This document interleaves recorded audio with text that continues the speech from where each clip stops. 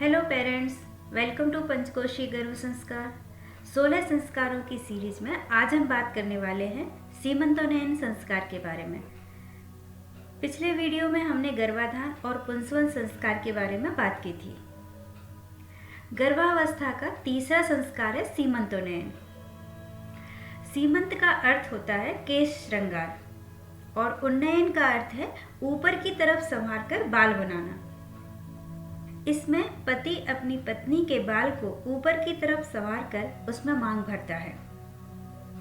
गृह सूत्रों और स्मृति ग्रंथों में इसका वर्णन मिलता है।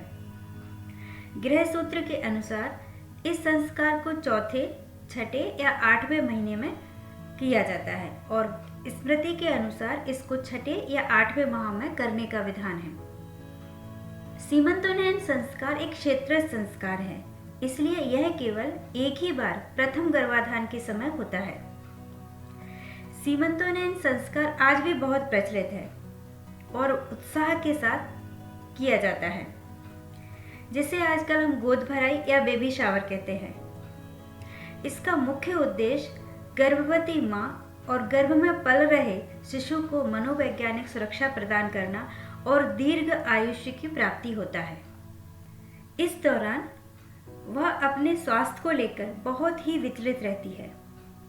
स्वयं पति के द्वारा उसके बालों को सजाने के द्वारा प्रतीकात्मक रूप से इस बात पर जोर दिया जाता है कि अब वह उसकी हर सुविधा का ध्यान रखेगा, उसके मन का ख्याल रखेगा। इस समय में उसे पति की ओर से विशेष संभाल, सुरक्षा, प्रेम और लाड़ मिलता है, तो वह शारीरिक और मानसिक रूप से आश्वस्त और प्रसन्न रहती है।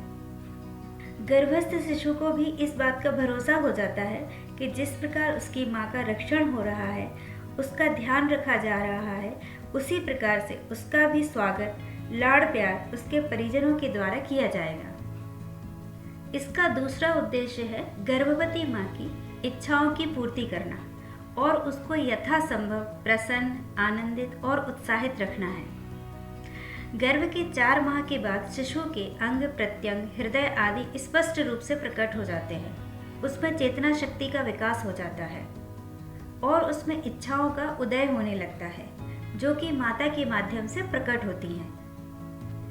याज्ञवल्क्य जी के अनुसार गर्भवती माँ की इच्छाओं की पूर्ति न करने से गर्भ दोष युक्त हो जाता है, जिससे उसमें कोई शारीरिक या मानसिक दुर्बलता आ जाती है।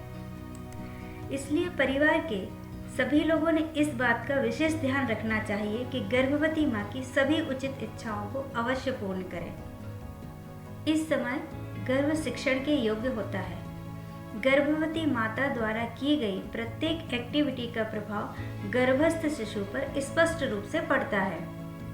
गर्भवती माता को इस समय उसको सुविधाजनक वातावरण में रखना आवश्यक है, ताकि माँ के साथ शिशु भी प्रसन्नता का अनुभव करे। वात्सल्यपूर्ण वातावरण में सीखना सरल हो जाता है। भक्त प्रहलाद को देवऋषि नारद जी के द्वारा भक्ति का उपदेश तथा अभिमन्यु को चक्रव्यूह भेदन का ज्ञान इसी समय मिला था। इस दौरान गर्भवती माँ को महापुरुषों की कहानियाँ, रामायण महाभारत की प्रेरणास्पद कहानियों को पढ़ने और सुनने की जरूरत होती है। प्रेगनेंसी के दिनों में यदि गर्भवती माँ बहुत ही प्रमुदित, आनंदित, उत्साहित और निडर रहे, तो लवकुश जैसे ज्ञानी, भरत जैसे साहसी जो कि शेर के बच्चों के साथ खेलते थे, प्रहलाद जैसे भक्त, अभिमन्यु जैसे वीर, श्रवण कुमार जैसे माता पिता की सेवा करने वाले और शिवाजी जैसे देश प्रेमी बच्चे अवश्य जन्म लेंगे। आज हमने बात की सीमंतोन्नयन संस्कार के बारे में कि इसे कब किया जाता है और इसका महत्व क्या है। यदि आप हमारे चैनल पर आज ही आए हैं तो सबसे पहले चैनल को सब्सक्राइब कर लीजिए, साथ ही बेल आइकन को हिट कर लीजिए ताकि आने वाले वीडियो की नोटिफिकेशन आपको समय पर मिल सके। Thank you for watching. See you soon.